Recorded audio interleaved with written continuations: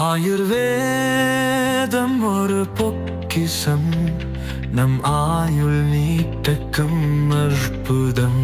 Doctor Srivarma's. வட இந்தியாவில் குறிப்பாக பீகார் மக்களால் வெகுவாக விமர்சையாக கொண்டாடப்படும் சத் பண்டிகையை முன்னிட்டு பிரதமர் மோடிக்காக யமுனையில் செயற்கையாக ஒரு குளம் போன்ற அமைப்பு உருவாக்கப்பட்டிருப்பதாக கூறி காங்கிரஸ், ஆம் ஆத்மி உள்ளிட்ட எதிர்க்கட்சிகள் கடும் எதிர்ப்பு தெரிவித்துள்ளன.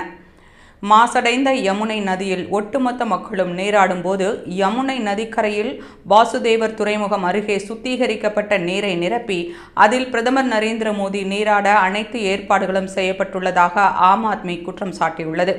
இதுகுறித்து பேசியுள்ள ஆம் ஆத்மி கட்சி ஒருங்கிணைப்பாளர் அரவிந்த் கெஜ்ரிவால், சத் பூஜை குறித்து மக்களின் ஒட்டுமொத்த நம்பிக்கையையும் பாஜக கேலி செய்கிறது என்று விமர்சித்துள்ளார்.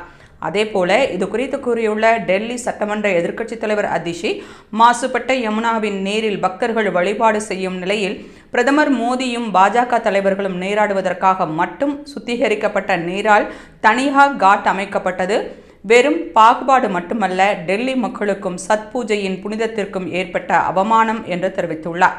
ஆம் ஆத்மியின் குற்றச்சாட்டுக்கு பதிலளித்துள்ள டெல்லி பாஜக தலைவர் வீரேந்திர சத்தேவா, வாசுதேவ காட்டை சுத்தப்படுத்த ஆம் ஆத்மியின் சௌரப் பரத்வாஜ் எதிர்ப்பு தெரிவித்தார். ஆம் ஆத்மி அரசியல் விரக்தியில் உள்ளது என்பதை டெல்லி மக்கள் அறிவார்கள் என்று பதிலடி கொடுத்துள்ளார்.